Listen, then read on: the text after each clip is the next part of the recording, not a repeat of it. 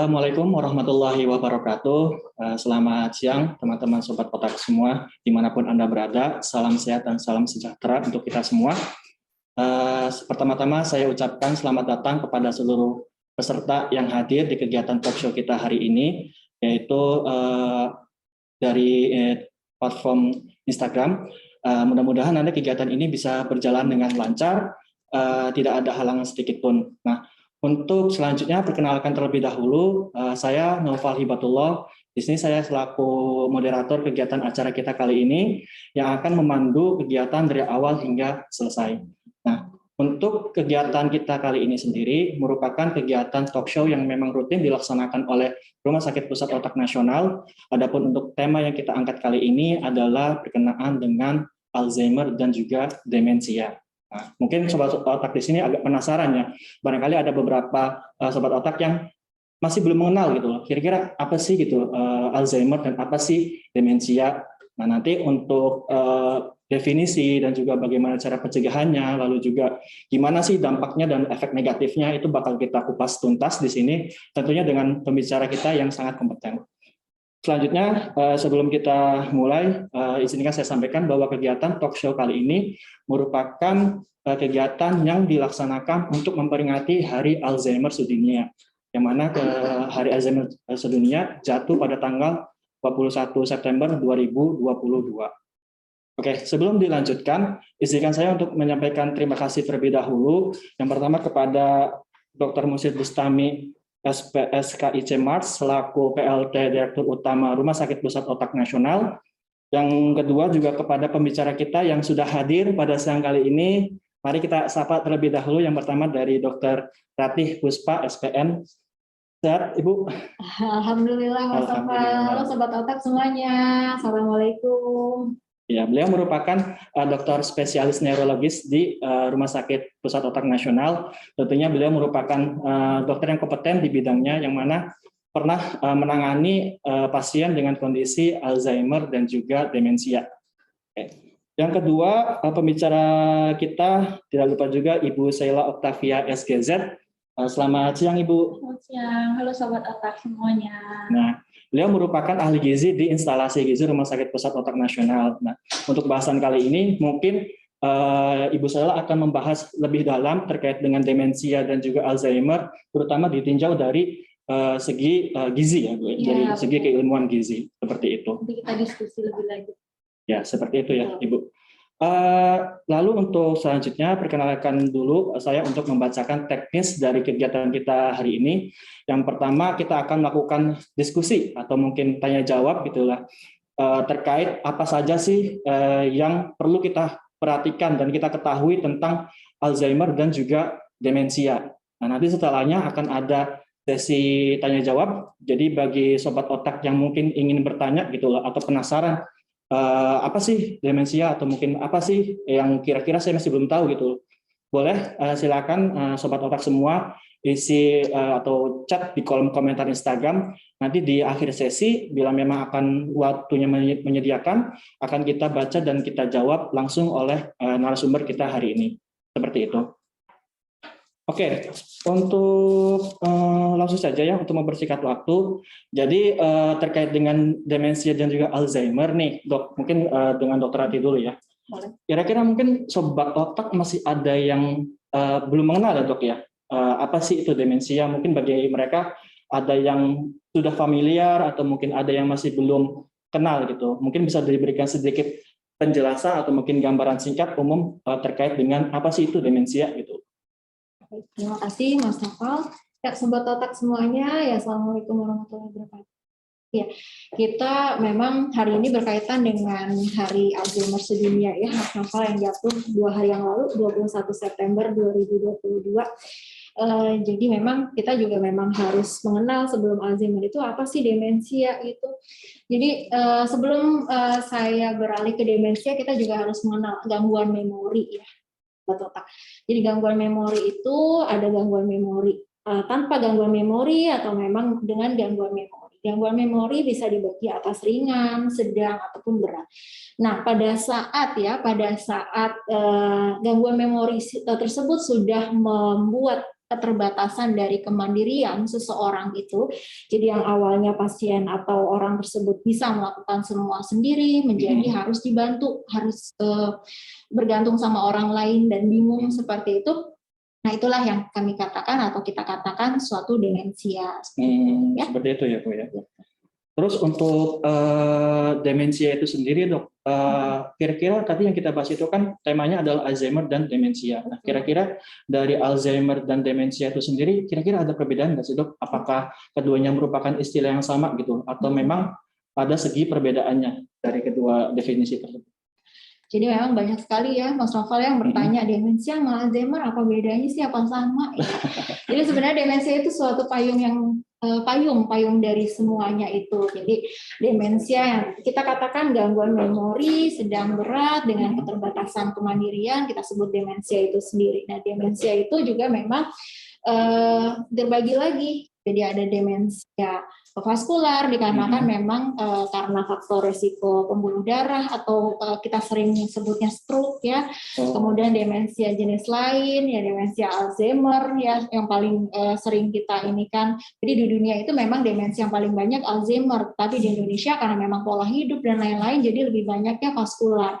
Jadi ada demensia vaskular, demensia Alzheimer, demensia Lewy body, demensia Parkinson, demensia jenis lain, demensia frontotemporal ya contohnya, atau demensia dikarenakan imun ya, atau misalnya HIV/AIDS itu bisa. Jadi kayak payungnya seperti itu masing-masing di payungnya itu punya anak gitu. Penyakit salah satunya adalah Alzheimer. Jadi memang untuk istilahnya jenisnya itu sendiri bisa berbeda-beda ya, Dok. Betul. Ya, tergantung dari penyebabnya dan juga penyebarannya seperti apa ya sebaiknya seperti itu. Nah, terus untuk kondisi Alzheimer itu sendiri nih, Dok. Kira-kira kalau kita membahas tentang Alzheimer itu penyebabnya. Nah, kira-kira penyebabnya itu apakah memang disebabkan oleh faktor-faktor tertentu, Dok? Katakanlah misalkan di masyarakat kita ini kan banyak yang beranggapan bahwa Alzheimer atau demensia itu merupakan penyakit yang disebabkan karena faktor keturunan ya, Dok ya. Jadi apabila ada perkawinan atau pernikahan yang dimana salah satunya itu memiliki riwayat kondisi dari Alzheimer atau demensia, maka beresiko untuk keturunannya juga akan menderita hal yang serupa. Nah, apakah itu benar, Dok, atau memang itu hanya anggapan mitos di masyarakat? Ya, memang orang yang memang memiliki risiko demensia Alzheimer ya memang sebenarnya sih tidak langsung garis keturunannya Mas Novel, itu sebenarnya memang secara genetik ya ada gen-gen tertentu yang memang membawa karakteristik dari Alzheimer itu. Tapi memang dikatakan sekitar mungkin 20% ya 30% dari orang yang sudah memiliki Alzheimer dari garis keturunannya nanti suatu saat anaknya itu bisa beresiko menjadi suatu Alzheimer juga. Maka dari itu harus dicegah nih dari sekarang. Oh, orang tua saya mungkin punya keturunan seperti itu, jadinya kita itu sebagai keturunannya harus mencegah supaya tidak terjadi percepatan dari penyakit tersebut seperti itu. Nah, penyebabnya sebenarnya memang yaitu memang ada kerusakan dari sel saraf otak ya gitu. Jadi sel saraf itu menjadi ya, jadi memang dikarenakan kerusakan tersebut, jadi interkoneksi antara satu dan lainnya di saraf otak ya, neuron atau sel saraf itu tidak berfungsi dengan baik sehingga menyebabkan keterbatasan atau gangguan dari fungsi memorinya gitu. Ya, seperti itu ya, Bu ya.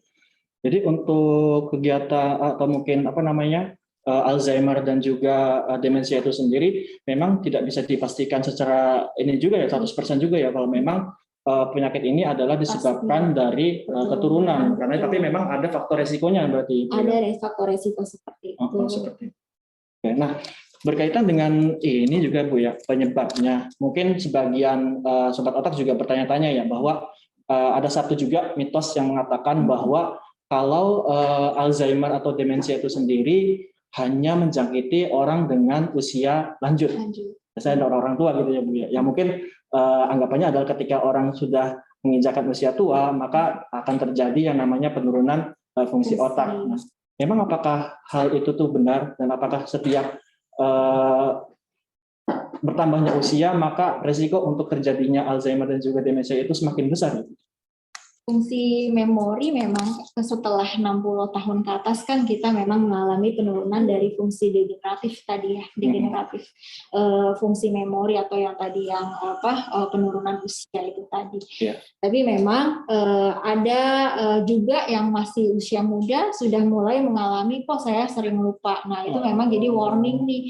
Kalau kita tes ya kalau memang seperti itu ya ada baiknya ya mungkin kita akan melakukan beberapa pemeriksaan gitu, apakah memang dia mengalami gangguan memori dan penyebabnya apa, dan kalau memang ternyata betul tapi dia masih bisa nih sendiri ya tadi kan demensia itu kan dia mengalami keterbatasan kemandirian. Kalau misalnya dia memang mulai mengalami gangguan memori tapi dia masih bisa sendiri, ini aktivitas berarti harus warning nih gitu. Bisa nggak demensia terjadi atau Alzheimer terjadi pada usia muda? Bisa kalau misalnya memang terjadi, tapi memang pada umumnya itu memang terjadinya pada usia lebih lanjut seperti itu.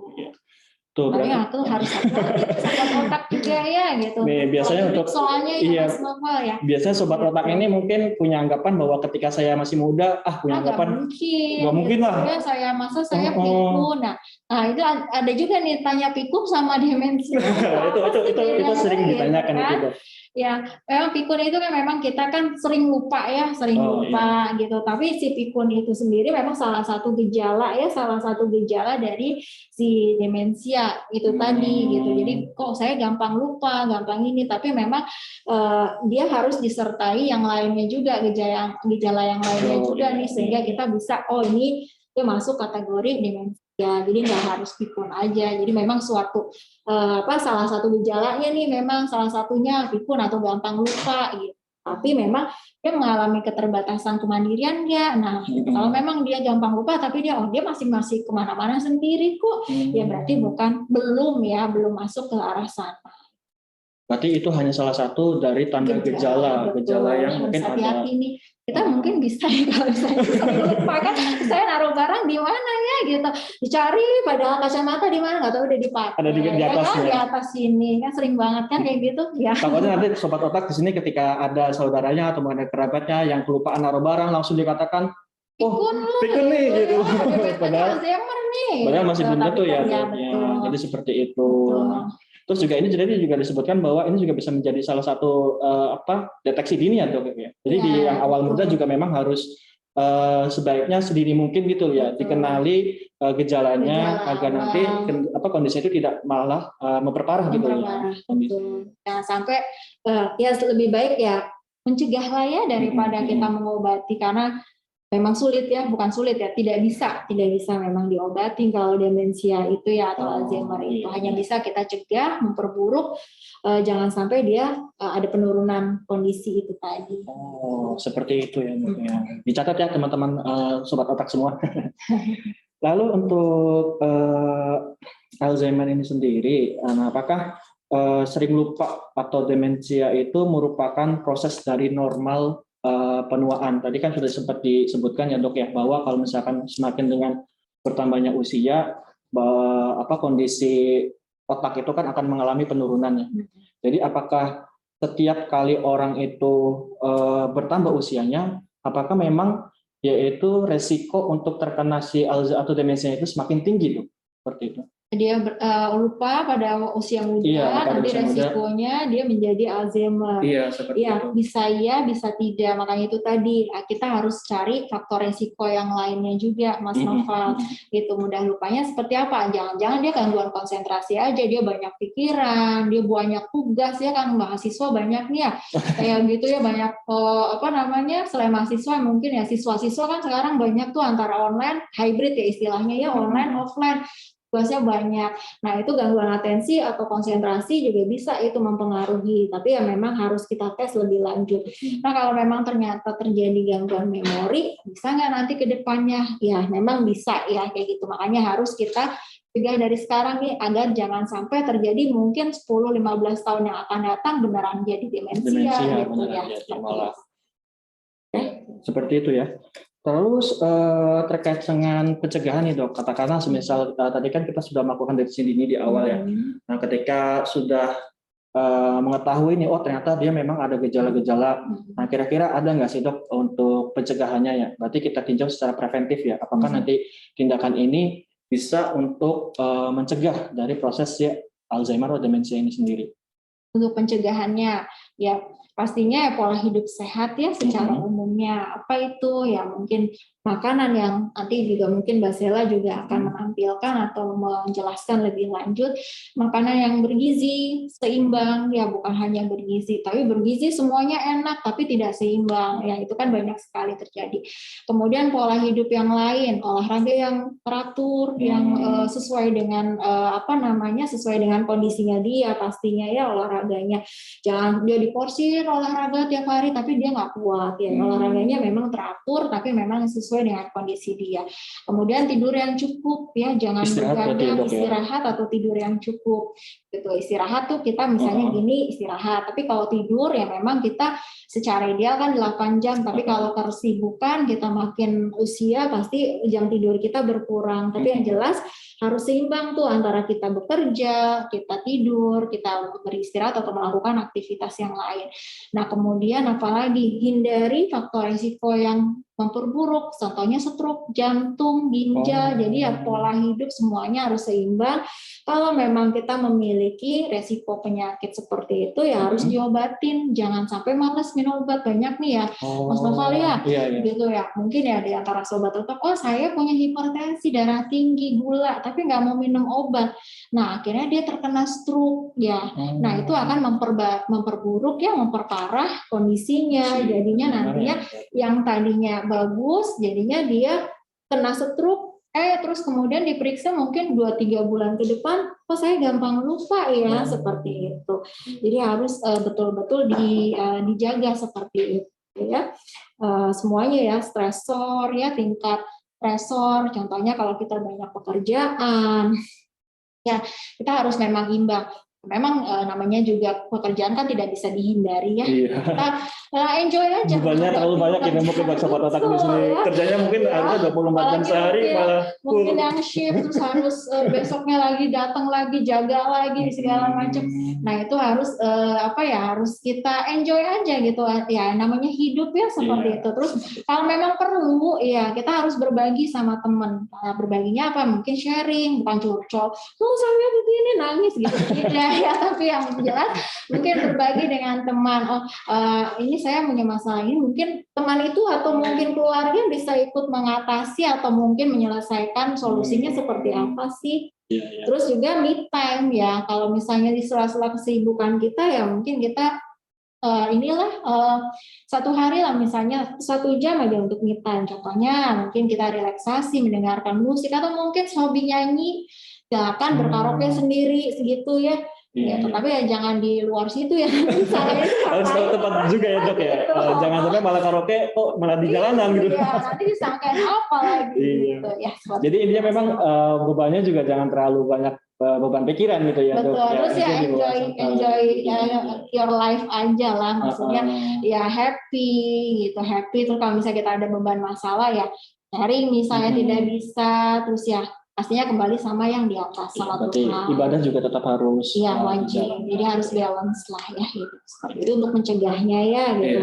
Tapi memang sekali lagi untuk resiko untuk terjadinya Alzheimer misalnya memang dia punya gen tertentu untuk jadi Alzheimer nih ya. Gitu. Tapi memang kita tidak bisa mencegah tidak bisa nanti jadi Alzheimer, tidak, tapi memang menurunkan resiko percepatan terjadinya Alzheimer. Tapi itu tadi harus pola hidup yang tadinya mungkin dari umur 50 atau 60 kita udah, tapi kalau kita pola hidup teratur mungkin baru bisa 80 tahun kita mengalami penurunan dari memori ya seperti itu.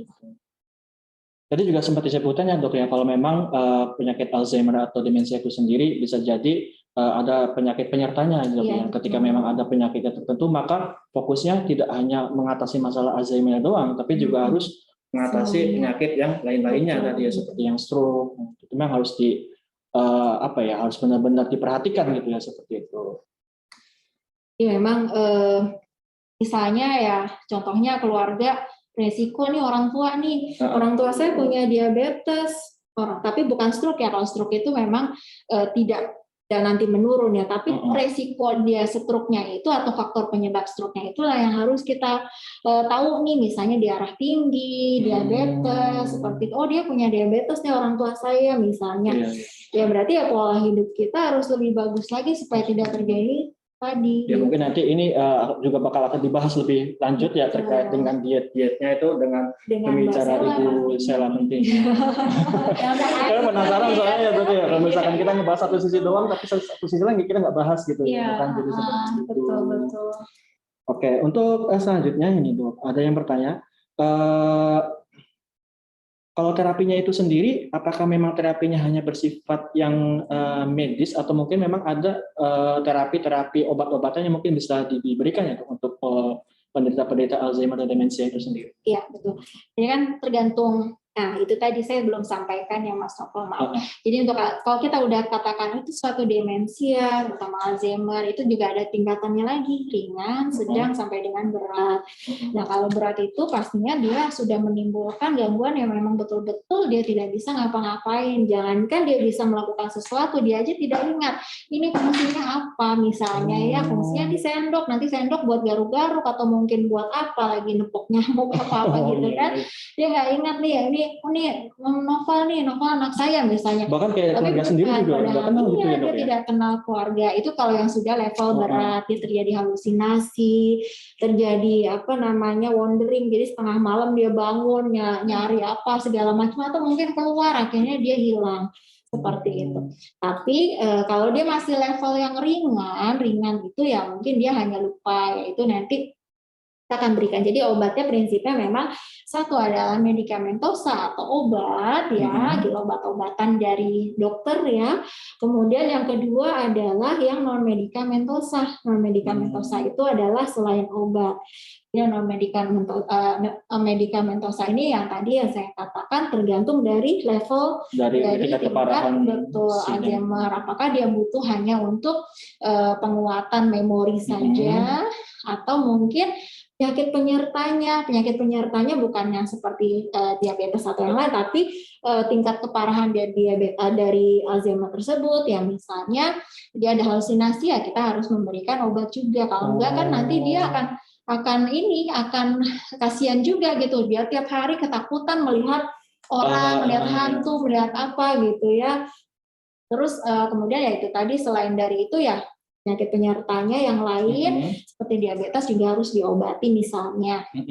Nah, yang non medikamentosa apa contohnya? Non medikamentosa dari lingkungan, dari keluarga, dari luar ya, eksternalnya, dari caregiver, dari psikoterapi kita sebutnya. Kalau misalnya memang dia cenderung agresif, marah-marah, ya kita akan memberikan sentuhan, contohnya terapi sentuhan, terapi musik, terus lakukan kegiatan yang positif, bermanfaat, dan memang disukain pastinya. Kalau nggak disukain, kita maksain ya. Stres ya Bu ya? Ya, suka nih ya, dari keluarga atau caregivernya suka bernyanyi. Ya, pasiennya dari dulu nggak suka nyanyi, jangan kayak nyanyi, ngomong aja dalam tanda kutip fals ya, terus kita paksain dia nyanyi, ada juga dia tambah ini kan, tambah marah gitu. Jadinya memang apa yang dia sukain dulunya, misalnya dia suka jahit, ya kita kasih, tapi juga hati-hati ya, karena mungkin dia udah nggak kelihatan gitu ya, mungkin jadi kalau untuk jahit kita kasih, tapi kita pandu dia. Jadi kita akan lakukan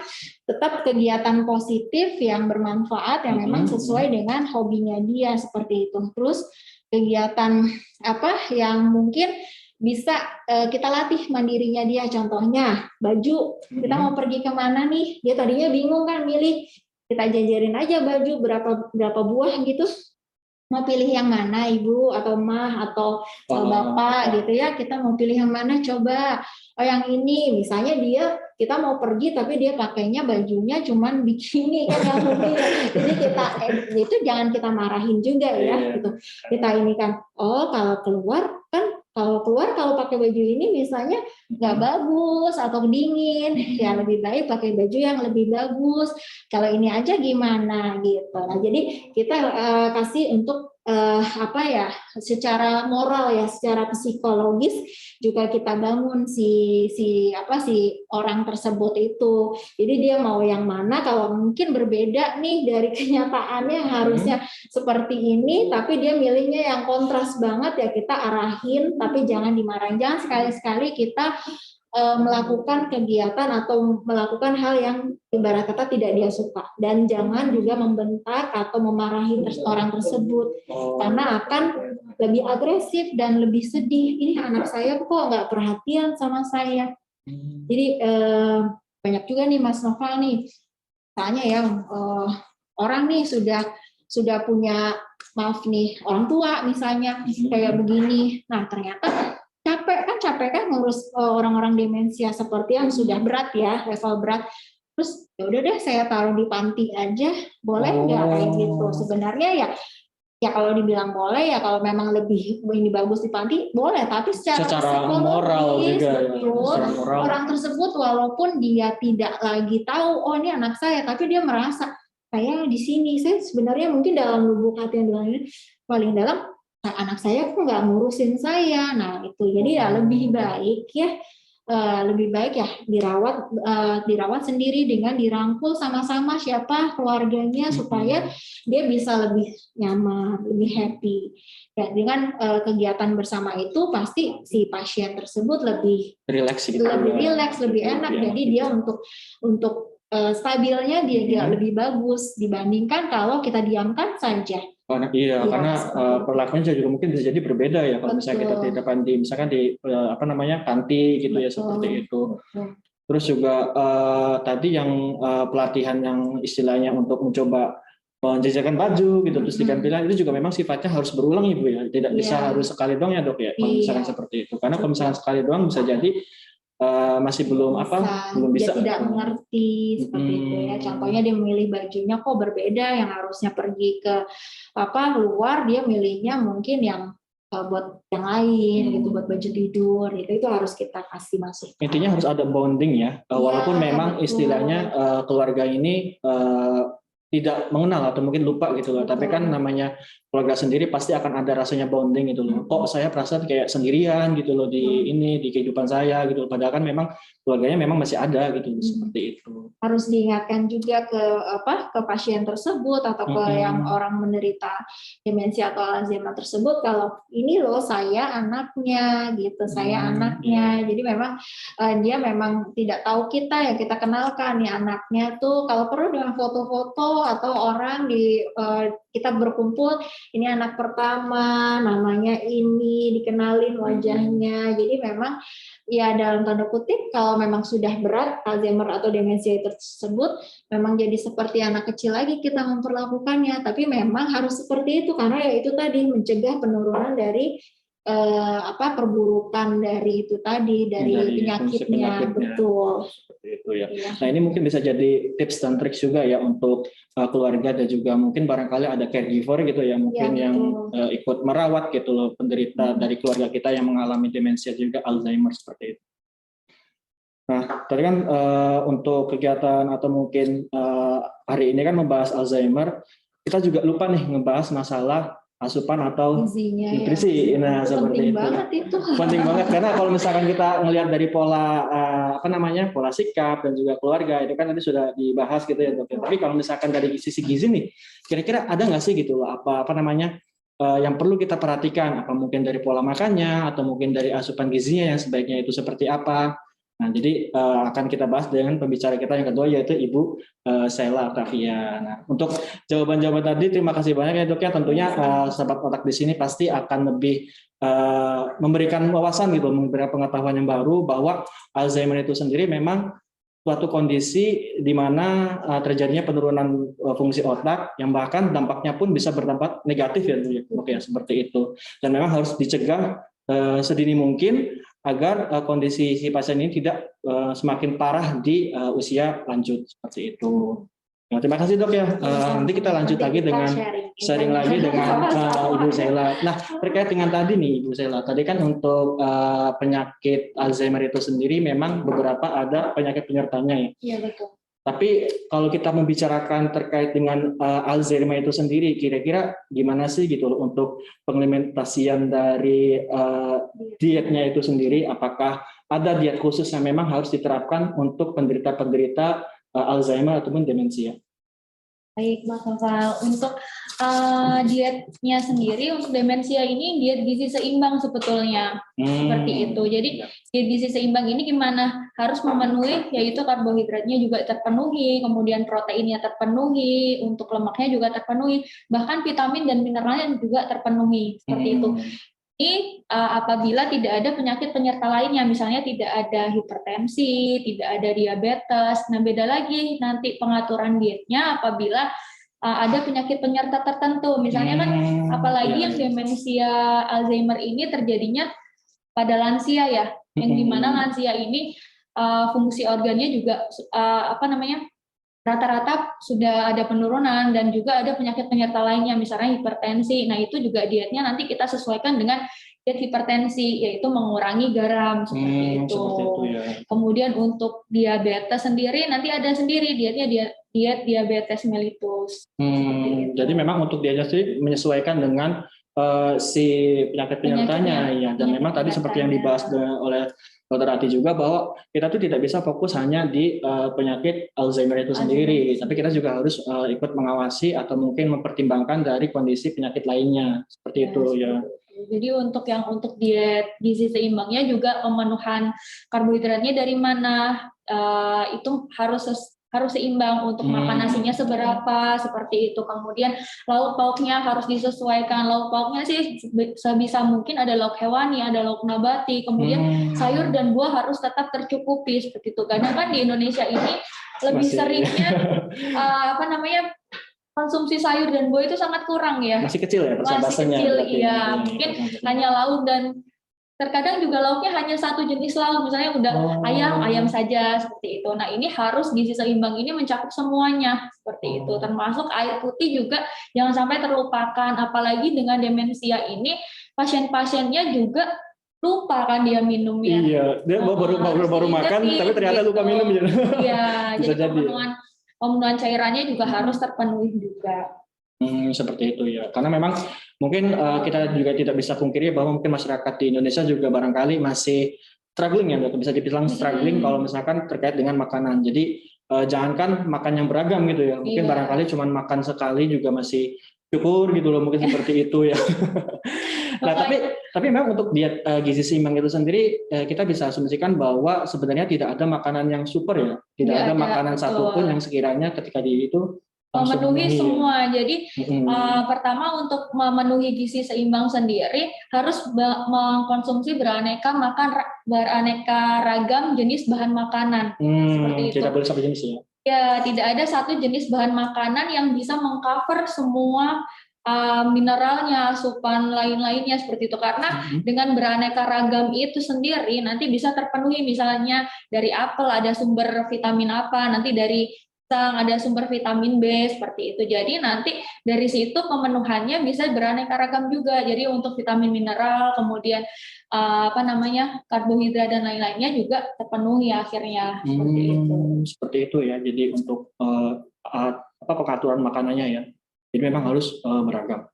Nah, tadi kan dibahas kalau sebaiknya untuk diet Alzheimer atau demensia itu sendiri harus beragam ya. Tapi kalau misalnya kita lihat dari sisi jenis makanannya, kira-kira ada nggak sih makanan-makanan tertentu yang memang dikhususkan gitu untuk penyakit Alzheimer ini sendiri? Apa memang ada makanan yang bisa untuk mencegah gitu barangkali? Mencegah, baik. Kalau untuk mencegah biasanya dari sumber vitamin mineral ya, dari vitamin B1, B6, kemudian B12, seperti itu. Nah, untuk jenis-jenisnya sendiri, bahan makanannya ada B1 ini bisa daging sapi, kemudian tuna, dan kacang-kacangan. Kemudian yang untuk B6 juga sama, ini ada alpukat, pisang, daging sapi, daging ayam, tahu, telur atau wortel. Kemudian untuk B12 bisa dari seafood termasuk kerang-kerangan. Kemudian daging sapi, berarti daging sapi bisa mencakup semuanya ya. Bisa B1 ada, B6-nya juga ada, B12-nya juga ada, susu, yogurt, seperti itu. Kemudian yang ini juga ada asam folat, ini juga penting, ini juga ada di kacang-kacangan, telur, kemudian ikan, sayuran-sayuran, dan buah-buahan. Berarti memang banyak jenisnya juga ya, masing-masing dari itu tuh memang akan berperan gitu ya terhadap kondisi dari klinis si penyakit. Kemudian ada juga yang omega 3, nah ini juga ikan laut dan kacang-kacangan, ini juga sangat bagus juga untuk pencegahan yang omega 3 seperti itu. Nah, ini menarik nih dok dengan Pak Sila.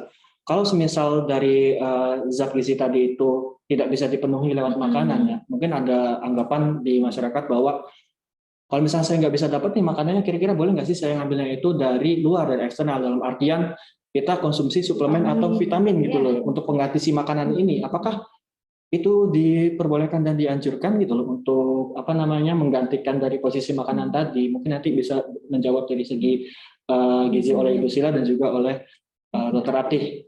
Mungkin dari Ibu Sila sendiri. Oke, kalau untuk pencegahan itu sebaiknya tidak dilakukan meskipun sama orang yang sudah demensia. Tapi kalau misalnya memang sudah kekurangan ya dok, yang misalnya kekurangan B1 atau kekurangan asam folat, nah itu bisa diberikan karena untuk multivitamin itu sendiri biasanya megadosis ya, seperti itu. Jadi apalagi untuk vitamin B ini tidak disimpan di dalam tubuh tapi langsung dikeluarkan. Nah itu juga bisa memperberat kerja ginjalnya. Apalagi yang sudah ada penurunan fungsi ginjal itu dikhawatirkan lebih berbahaya lagi gitu. Bisa jadi sih. Seperti itu. Kalau dari saya dari segi gizi sebaiknya memang mengkonsumsi beraneka macam makanannya seperti itu. Mungkin barangkali Dokter Ratih bisa menambahkan juga. Ya betul juga sih.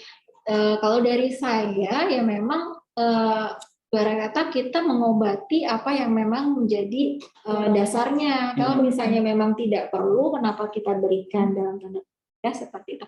Jadi untuk mencegahnya ya yang tadi kami sudah sampaikan, ya pola hidup yang lebih bagus, kemudian juga makanan-makanan gizi seimbang, boleh nggak mengkonsumsi mineral atau suplemen dari luar. Ya kalau memang dibutuhkan, oke. Tapi kalau mungkin setiap hari dia untuk menjadikan suatu asupan yang setiap hari rutin, daily rutin, dengan yang dia tampak bagus-bagus saja, kecuali misalnya dia memang ada problem di yang lain seperti itu. Itu sih memang anjurannya kalau memang perlu kita berikan, tapi kalau tidak ya cukup ya tadi untuk pencegahannya. Gitu ya. Jadi memang kalau misalkan sebisa mungkin gitu ya, kalau memang pemberian suplemen ini atau mungkin vitamin ini tidak diperlukan, maka sebaiknya dibatasi dulu berarti ya. Sebaiknya kita utamakan dulu dari makanan, karena memang untuk yang dengan jumlah dosisnya pun bisa jadi sangat banyak ya kalau misalkan kita lewat ini, karena kan kita juga harus mempertimbangkan kebutuhan harian pasiennya seperti apa, seberapa banyak, jadi memang harus diperhatikan dengan baik gitu ya. Gitu. Oke, terus tadi kan dari sisi makanannya, kalau misalkan kita bahas gitu loh, kira-kira apa aja sih yang perlu diperhatikan pada pasien Alzheimer ini ditinjau dari asuhannya, apakah mungkin ada perlakuan khusus gitu yang perlu diperhatikan oleh caregiver atau mungkin oleh keluarganya terkait dengan perilakunya, sebaiknya seperti apa gitu, pertama dari kita. Kalau dari segi gizi untuk perhatian caregiver atau dari keluarganya sendiri banyak, karena dia akan mempengaruhi keasupan makan, Mas Novel. Seperti itu. Ya, karena apabila kita tidak makanan itu kan kalau untuk penyakit demensia ini sendiri resiko banget untuk penurunan berat badan gitu. Kenapa? Karena dia pertama mungkin sudah lupa untuk makan gitu. Dan juga seperti yang sudah dijelaskan Dokter Ratih, emang dari otaknya sudah ada pengecilan otak. Nah itu nantinya juga akan berpengaruh juga ke nafsu makannya. Dia akan menekan, jadi nafsu makannya juga akan ikut menurun gitu. Jadi yang jelas sebagai caregiver atau dari keluarga itu sendiri harus benar-benar memantau itu supaya tidak terjadi penurunan berat badan. Nah untuk caregiver dan pengasuhnya sendiri juga harus sabar gitu ya. Kalau nggak sabar kayak tadi ya dok ya. Harus sabar gitu. Mungkin kalau misalnya butuh me time silahkan gitu. Karena memang pengasuhan terhadap demensia itu sendiri sangat berat ya dok ya. Seumur hidup soalnya. Seumur hidup gitu.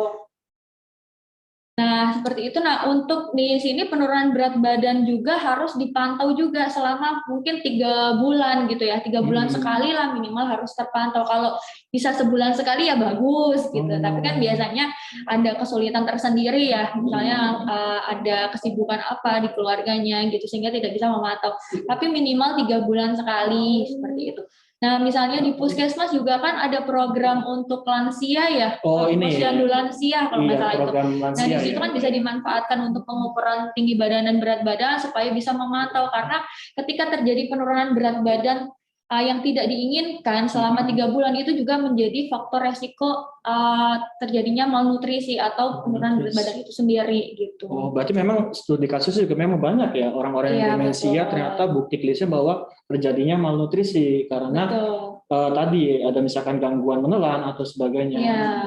Nah, itu kalau boleh tahu kira-kira kenapa ya misalkan ada gangguan menelan di pasien-pasien dengan kondisi Alzheimer? Apakah memang ada penurunan indera sensoris atau mungkin ada penurunan cita rasa dari yang dirasakan oleh si pasien, makanya dia jadi nggak bisa gitu loh untuk makan, atau memang ada gangguan dari otak yang memang secara klinis mengganggu dari sistem pencernaan yang ada di pasien Alzheimer. Nah, itu tadi seperti yang sudah saya jelaskan tadi, ada penurunan fungsi otaknya atau pengecilan gitu, atrofi otak. Nah, itu juga bisa mengarah ke lidahnya, Dok, gitu, Dok. Jadinya rasanya itu menjadi hambar. Nah, itu kan juga menjadi salah satu kurang nafsu makan, akhirnya nanti jatuhnya ke malnutrisi atau kekurangan gizi seperti itu. Berarti dari rasa makanannya juga pengaruh juga seperti itu. Mungkin buat ini juga ya Bu Sela ya, makanan itu biar menarik.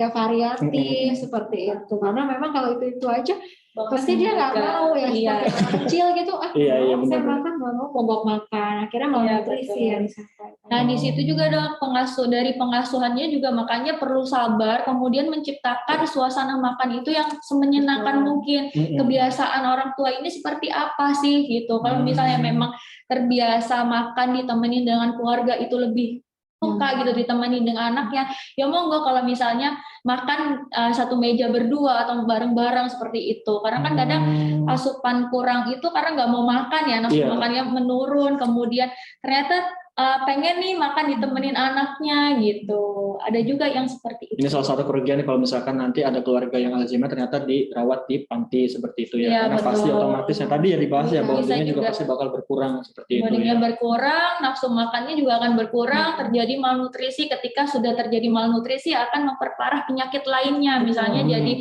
ke arah stroke-nya mungkin seperti itu, atau hipertensinya makin parah. Karena kan misalnya asupan suasana makannya tidak menyenangkan, bisa jadi tekanan batin ya, Dok ya, bisa ke hipertensinya juga memperparah, demensianya juga. Jadi saling terkait gitu, Mas Nova. Seperti itu ya. Jadi memang satu hal ini bisa merembet ke hal yang lain ya, seperti itu ya. Kemudian ada juga yang dari pola hidup bersihnya, misalnya rajin gosok gigi enggak, rajin disikatin enggak giginya, atau konsumsi sayur buahnya seperti apa. Karena kan konsumsi sayur buah itu juga salah satunya bisa mempertahankan fungsi gigi gitu. Bahkan agak kelihatan simpel ya, Iya, simpel ya.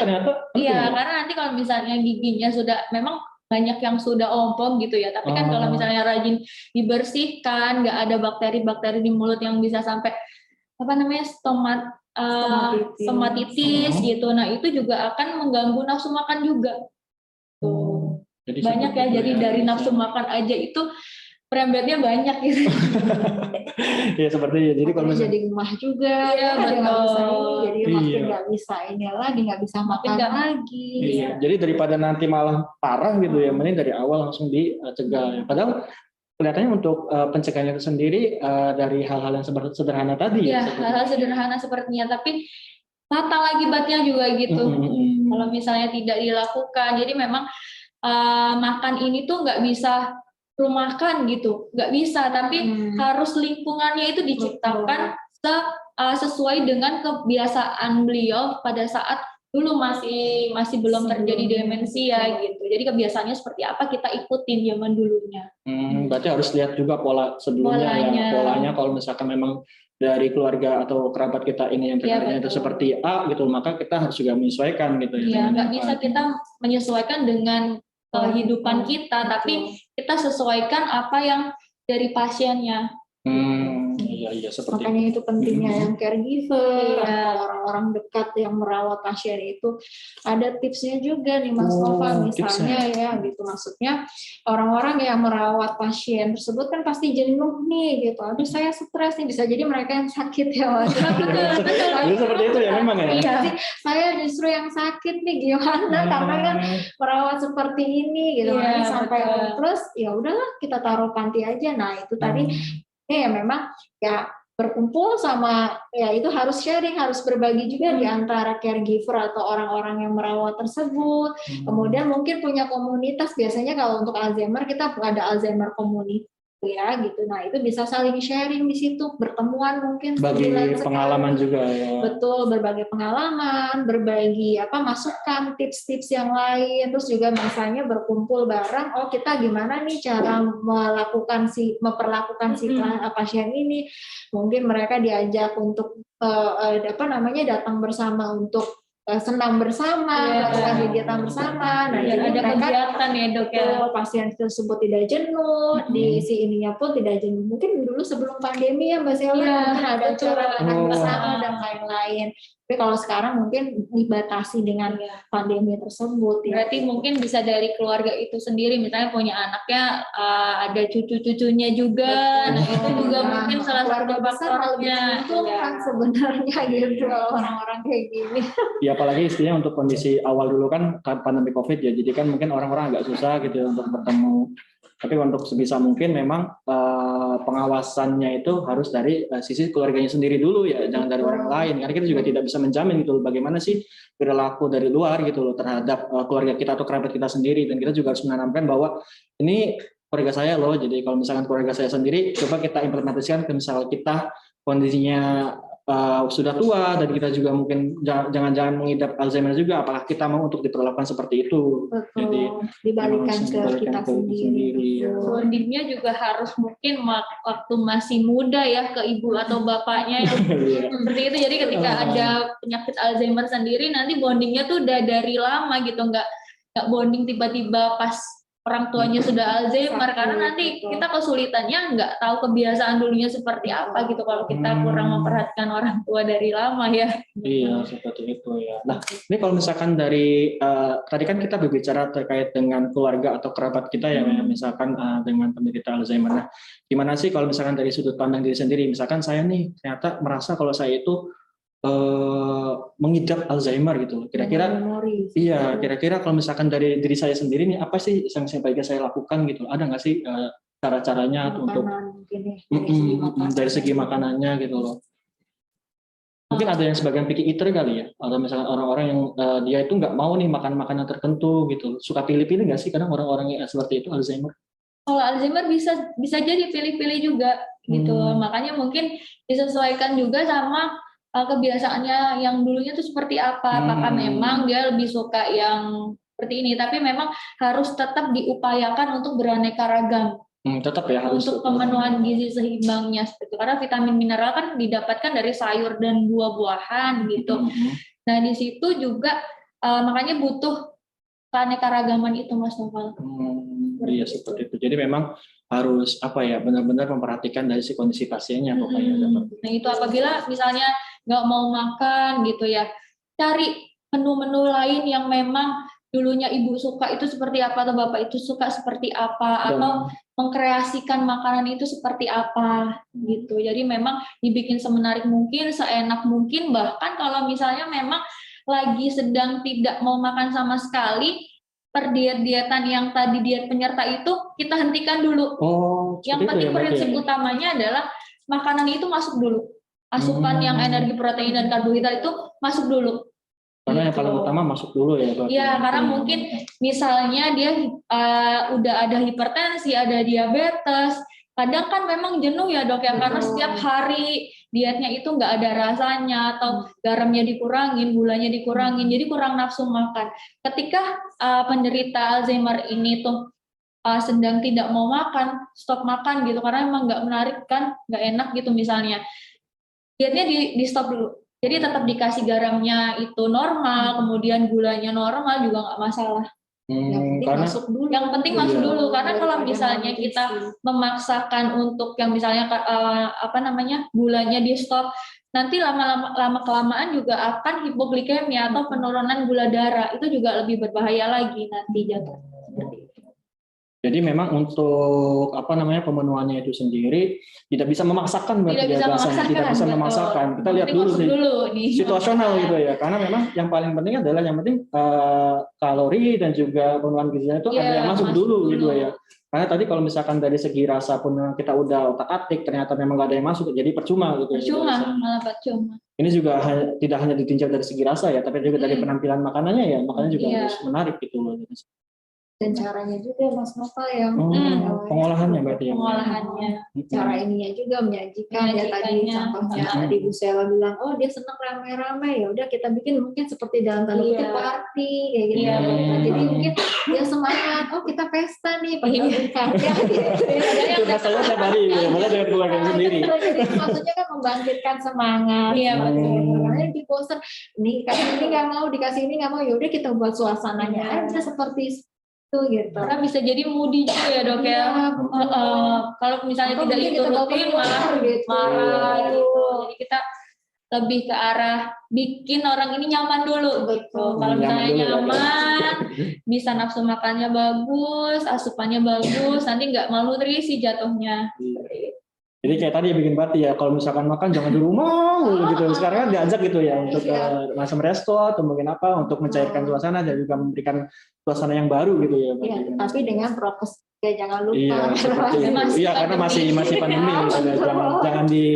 Jangan skip. Seperti itu. Oke, untuk pertanyaannya itu terima kasih banyak ya Ibu Sila atas jawabannya tadi terkait dengan demensia dan juga Alzheimer. Ini benar-benar suatu pencerahan yang baru ya mungkin bagi Sobat Otak, karena saya pikir mungkin beberapa dari Sobat Otak masih belum mengenal gitu ya terkait dengan Alzheimer dan demensia. Mudah-mudahan nanti yang disampaikan di kegiatan kita kali ini bisa diambil manfaatnya ya seperti itu ya. Tapi sebelum itu coba kita cek terlebih dahulu apakah dari platform Instagram mungkin barangkali ada Sobat Otak yang menanyakan gitu loh terkait dengan kondisi Alzheimer dan juga demensia ini. Sepertinya mudah ya. Iya, sepertinya mudah ya, tapi memang kalau kita menjalani sendiri sulit. Iya, benar. Karena butuh sabar ya dok ya. Betul. Kita nggak tahu maksudnya ini seperti apa gitu. Karena ada juga yang pasien demensia yang tidak bisa komunikasi ya dok. Banyak sekali. Ada juga kan yang mungkin mixed type ya. Mixed type itu kita sebut misalnya dia ada Alzheimer juga, ada juga demensia jenis lain yang tadi payungnya demensia, ada demensia Alzheimer, mungkin dia mixed type atau campuran ke demensia vaskular juga.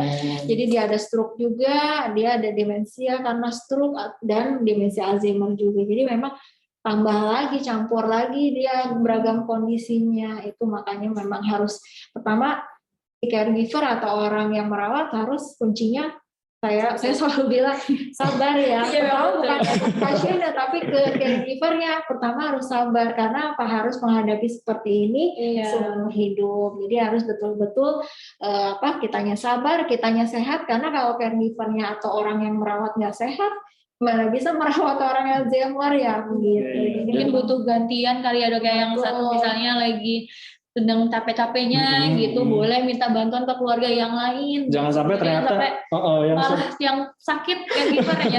Iya, kalau sakit caregiver nggak bisa merawat gitu, kasihan pasiennya juga. Sambil nunggu dari ada yang mungkin di Instagram kan juga sudah dimasukkan materi mungkin tentang Alzheimer, bisa sambil ditampilkan aja mungkin ya biar kita lihat sama-sama. Ya, ini sebelumnya udah pernah di-share gitu ya, udah disampaikan mungkin barangkali dari Instagram ya. Ini Alzheimer itu memang salah satu jenis demensia ya. Kalau di dunia atau di negara maju memang dia yang utama. Cuman kalau di Indonesia yang tadi saya bilang karena pola hidup mungkin jadi yang demensia vaskular atau dikarenakan stroke itu yang lebih utama. Nah memang sebelumnya mohon maaf slide sebelumnya yang pertama tadi Memang pertama kali apa sih yang harus kita ini kan, ini saya Alzheimer yang tadi kita sama-sama bahas, ya tapi saya gampang lupa, ya tadi penurunan daya ingat ya, terus pola berpikirnya jadi berbeda nih gitu, jadi harusnya dia bisa memutuskan sesuatu, jadi nggak bisa, jadi bingung gitu ya. Terus kemudian ya perilaku yang tadinya dia bisa bagus kok jadi sering marah-marah atau mungkin ternyata ada ini juga ya dok ya, dari segi emosi juga ya. Iya, seperti itu bisa menyangkut juga dari segi emosi. Dan kita lihat slide selanjutnya. Nah, ini hanya secara sejarah aja ya. 15 sampai 20 tahun dia sudah memang sudah ada ya di dunia ini. Nah, kemudian di manusia tersebut atau di orang tersebut. Kemudian sebelumnya itu mungkin belum bergejala, kemudian dia akan mengalami progresivitas atau mengalami penurunan kondisi secara bertahap. Ya dikarenakan apa? Ya tadi saya sudah katakan dia ada kerusakan sel-sel otak. Gitu. Nah, ketika sudah mengalami kerusakan sel-sel otak itulah yang mulai bergejala. Seperti apa sih? Tergantung sel otak mana yang dirusak tersebut. Misalnya memorinya atau mungkin bahasanya, dia jadi nggak bisa ngomong atau mungkin jadi bingung nih apa sih maksudnya orang lain ngomong, diajak ngomong udah makan belum? Oh saya tadi pergi ke sana, kan nggak nyambung seperti itu. Tergantung dari kerusakan otak mana. Nah, kemudian dia itu memang menimbulkan gangguan memori yang tahapan itu, tahap ringan, sedang sampai dengan berat. Nah, ketika sudah menimbulkan suatu keterbatasan aktivitas atau kemandirian, itu yang kita katakan suatu demensia.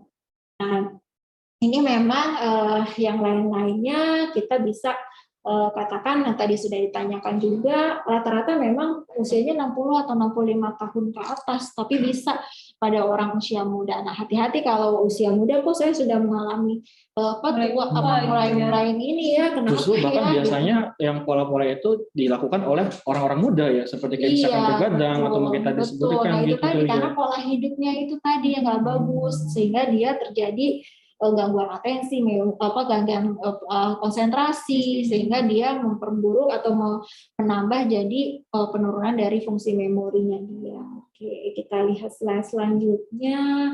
Nah, ini yang stadium-stadium demensia ya, jadi yang mulai dari normal, yang sebelah kiri itu yang normal ya, Mas Novel sama Bu Stella ya. Tuh. Saya mau manggil Bapak, kayaknya terlalu tua banget gitu. Masih berat, tapi jangan panggil Om ya. Maaf ya, saya panggil Mas saja. Kemudian yang kanan itu yang sudah termasuk Alzheimer. Jadi kan mungkin jadi bisa dilihat dengan ini ya, dengan signifikan juga ya, dok ya, kalau di secara mikroskopis atau kita biasanya ya memang parameter yang harusnya memang biopsi untuk mengetahui ya pasti itu definit suatu demensia Alzheimer. Tapi kan orang hidup ya nggak mungkin di biopsi otak seperti itu. Jadi memang kita lihat dari gambaran MRI-nya itu kelihatan, atau CT scan juga mungkin bisa ya dari pengecilan otak. Dari yang sebelah kiri itu kan normal ya, gambaran normal. Nah, yang sisi sebelah kanan itu yang mulai mengalami yaitu tadi lupa-lupa. Nah, hati-hati tuh udah mulai ada pengecilan otak ya, kita sebut dalam istilah medis atrofi. Loh, kok usia 40 saya udah atrofi? Nah, hati-hati kayak gitu. Nanti berarti sekitar 15 tahun 20 tahun yang akan datang bisa terjadi demensia kalau kita demensia atau Alzheimer itu kalau kita tidak mencegah. Diprediksi itu ya, bisa diprediksi dari kondisi ininya. Nah, jadi sehingga demensia itu udah dilihat tuh yang paling kanan udah kecil gitu ya otaknya, kalau dilihat dari MRI juga udah keriput gitu ya. Terus kemudian itu tadi yang saya bilangnya, jadi ada ringan, sedang, sama dengan berat itu udah nggak bisa ngapa-ngapain ya itu tadi. Ya, termasuk mungkin disuapin juga ya. Iya, maka disuapin dia nggak tahu. Oh saya harus makan ya. Banyak pasien-pasien kayak gitu mungkin datang juga ke Bu Sela ya. Iya. Dengan problem makanan. Dan ternyata sudah malnutrisi. Akibatnya itu tadi stomatitis. Dia nggak kasih makanan, nggak disikatin, nggak dibersihkan mulutnya sama caregivernya, akhirnya di dalam mulutnya stomatitis, tambah lagi dia nggak mau makan gitu akhirnya. Dan ternyata sudah malnutrisi, kenapa? Ternyata pas dicari tahu ternyata jarang disikat gigi. Tadi yang padahal sebenarnya itu kan kebiasaan rutinitas ya yang memang sehari-hari ringan gitu kalau dilaksanakan setiap hari gitu. Tapi kalau memang sudah stomatitis kan akhirnya lama ya dok ya, Betul, pengobatan harus kan nggak mungkin diobatin sehari dulu. sudah sembuh Iya, gitu.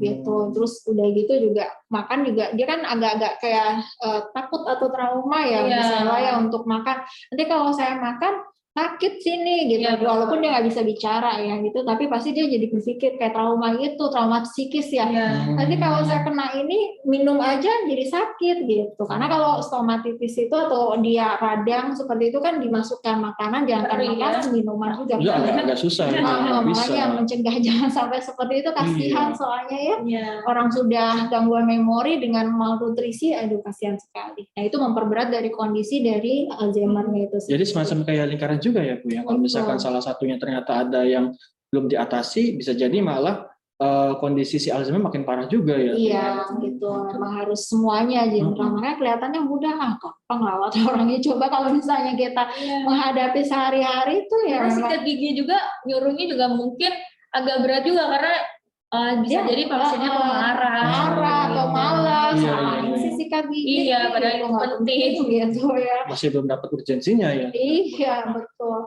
Oke, kita lihat ya dari stadium ringan tadi memang masih masih bisa dia melakukan dia ngasih kenal orang gitu, tapi memang sudah yang tadinya dia bisa nih contohnya ngambil uang sendiri di bank, jadi kok nggak bisa, ya itu hati-hati. Memang udah kita katakan yang tadinya bisa jadi tidak bisa atau mengganggu kemandirian, itu yang kita sebut dari yang sedang. Juga kita lihat di situ penurunan kondisi kemandirian sehingga memerlukan bantuan misalnya untuk kegiatan yang lebih urgent nih, lebih sehari-hari lagi nih, misalnya mandi, pakaian. Nah berat ya memang udah nggak bisa nih ngapa-ngapain, udah nggak kenal lingkungan, bahkan kita sebutnya gejala psikiatri atau non kognitifnya yang juga dominan juga. Contohnya tadi saya katakan halusinasi, marah-marah, delusi atau nganggap kamu siapa, kamu membunuh saya ya, itu hati-hati ya betul. Kita lihat slide selanjutnya. Nah, faktor resiko yang tadi sudah disampaikan juga ya kurangnya aktivitas fisik, makanya kita harus meningkatin aktivitas fisiknya. Rokok, nah nih Mas Nova merokok kan nih? Alhamdulillah kemudian saya nggak merokok ini. Apa namanya sobat otak yang di rumah nih yang merokok nih hati-hati ya. Jadi konsumsi alkohol juga yang berlebihan, polusi udara ya gitu, cedera kepala, jadi benturan atau mungkin orang yang misalnya kejedot kayak gitu ya, juga hati-hati. Berarti shock gitu ya Bu ya. Iya, kecelakaan. Interaksi sosial yang minimal, dia memang cenderung introvert ya istilahnya, nggak mau bergaul atau mungkin cenderung misalnya ada masalah, ada sesuatu dipendem aja, itu hati-hati ya. Berarti teman-teman sobat otak di sini kalau misalkan ada beban jangan disimpan sendiri ya. Kalau misalnya kita punya sesuatu ya masalah, ya lebih baik yang tadi saya katakan, banyak banget nih tugas nih baik dari kantor atau mungkin kita masih kuliah sekolah, banyak banget, akhirnya pendem aja sendiri, akhirnya ngurung diri, makan nggak mau. Nah itu hati-hati ya. Oke, kemudian yaitu kalau misalnya masih anak-anak atau masih di bawah bimbingan orang tua sih, orang tuanya harus warning ya kayak gitu. Orang tuanya ini kenapa nih anak saya ya, berarti harus kita ajak komunikasi seperti itu, harus ajak berdiskusi. Nah kalau misalnya orang tuanya sendiri yang begitu ya, berarti rekan pasangannya yang harus suami saya atau istri saya kayaknya ada masalah ya, cepet kita diskusi bareng. Nah itu tingkat pendidikan yang rendah ya, kita katakan mungkin yang mungkin gini, tingkat pendidikan yang rendah itu dikarenakan misalnya dia tidak mengerti ya sesuatu, sehingga dia tidak mengerti pola hidup yang bagus itu seperti apa sih. Nah dia jadinya pola hidupnya jelek, yang merokok ya, dia nggak mau makan sembarangan dan yang lain-lain, akhirnya jadi banyak masalah dan banyak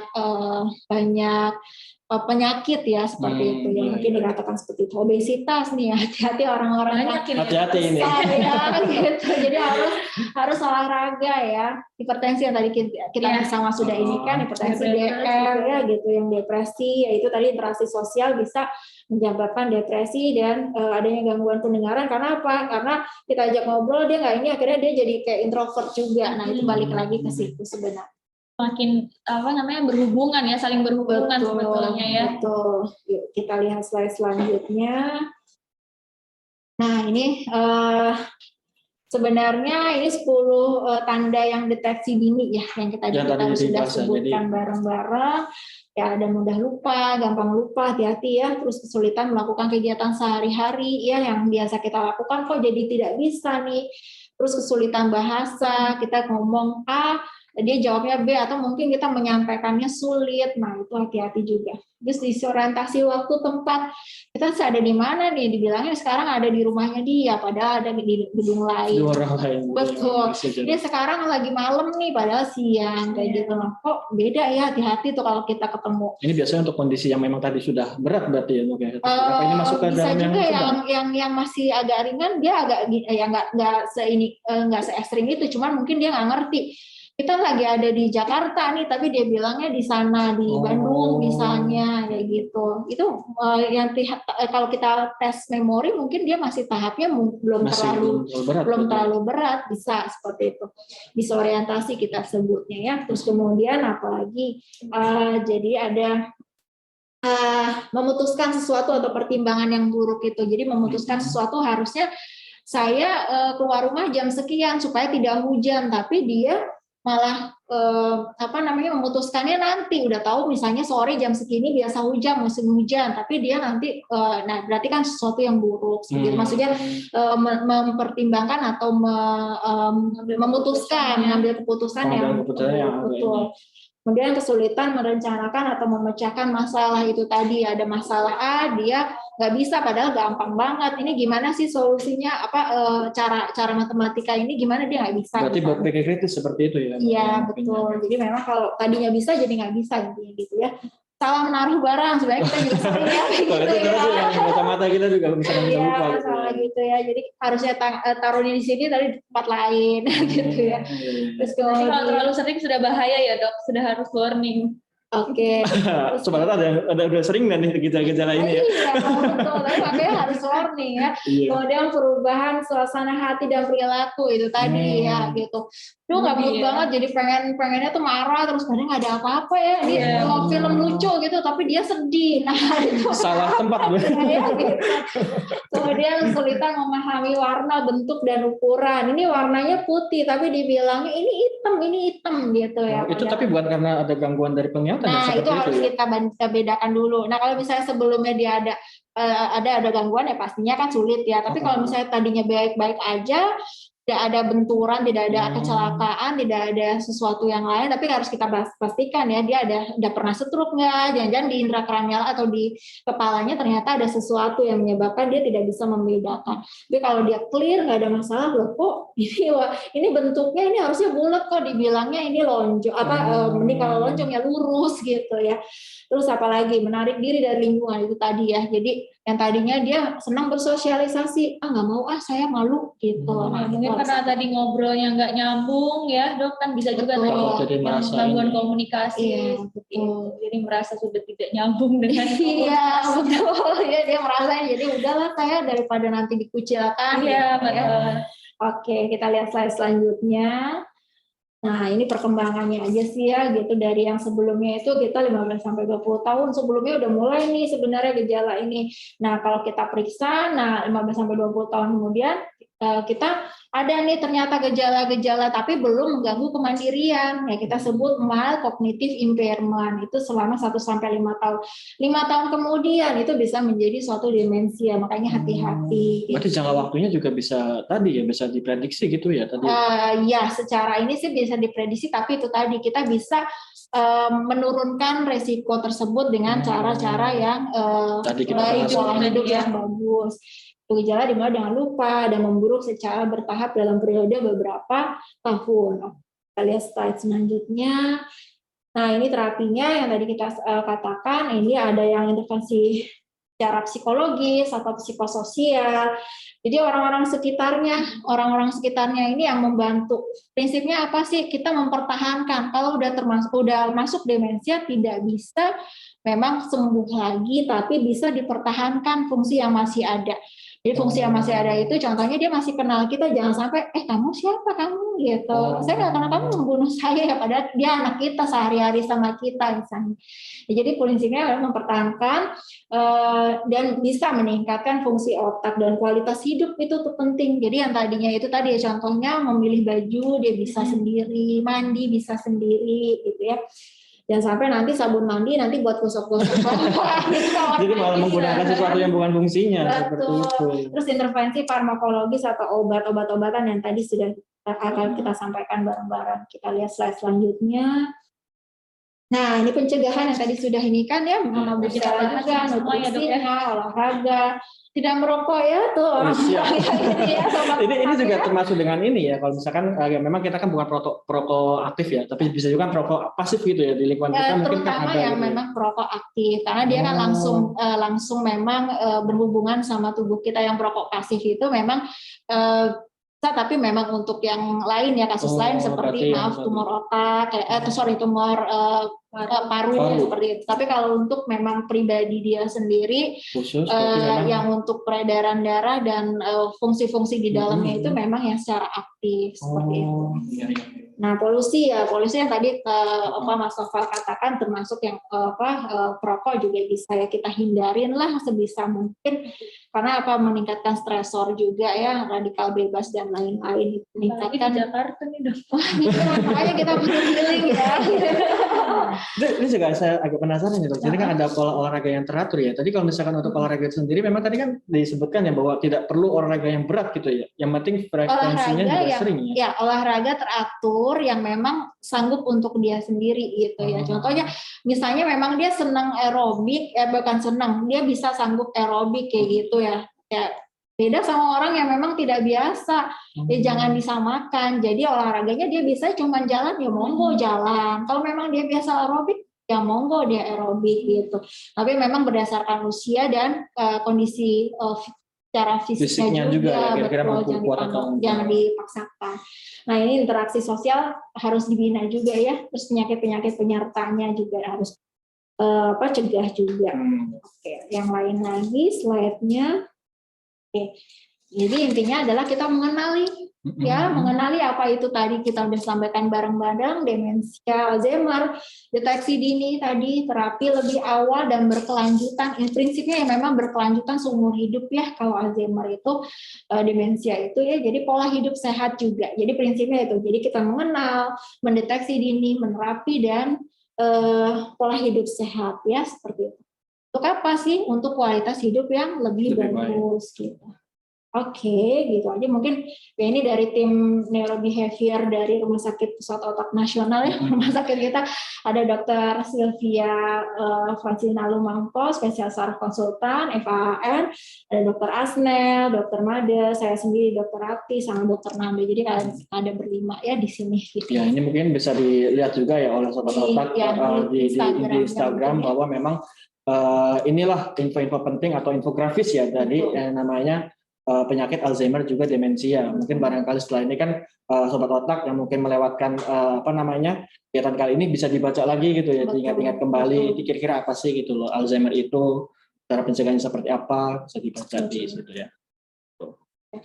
Oke. Ya mungkin kalau ada pertanyaan bisa disampaikan lagi. Iya, mungkin di IG kita ya. Mungkin kalau misalkan ada yang penasaran, silakan bisa chat aja di postingan Instagram di akun milik Rumah Sakit Pusat Otak Nasional. Nanti mungkin lewat dan misalkan memang ada waktu yang sempat bisa dijawab langsung gitu ya di sana. Mudah-mudahan nanti yang kita sampaikan di sini tentunya bisa memberikan manfaat gitu loh, minimal ke diri kita sendiri, barangkali mungkin di keluarga kita memang ada gitu ya kebetulan penderita Alzheimer juga demensia ini gitu loh, jadi bisa dipraktekkan seperti itu ya secara langsung. Nah, jadi saya lihat sepertinya tidak ada pertanyaan yang masuk dari Instagram. Belum ada ya. Mungkin masih bingung mencerna atau yang gitu. Biasanya seperti itu, nanti setelah itu baru banyak. Abis ini kita PR-nya banyak berarti harus ngirim satu-satu pertanyaannya yang masuk ya seperti itu. Ya, terima kasih waktunya atas Dr. Rati dan juga Mbak Sheila. Sangat bermanfaat sekali lagi untuk materi-materi yang tadi sudah disampaikan.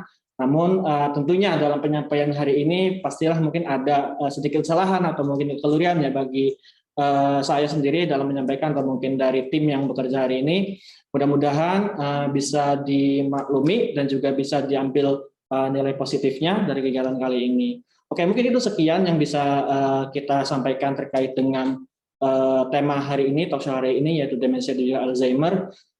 Terima kasih atas waktunya Ibu Sheila. Mudah-mudahan kita bisa bertemu kembali ya di kegiatan yang serupa, karena memang kegiatan talk show ini merupakan kegiatan yang rutin yang biasa dilakukan oleh Rumah Sakit Pusat Otak Nasional, terutama dalam memperingati hari-hari besar kesehatan seperti itu ya.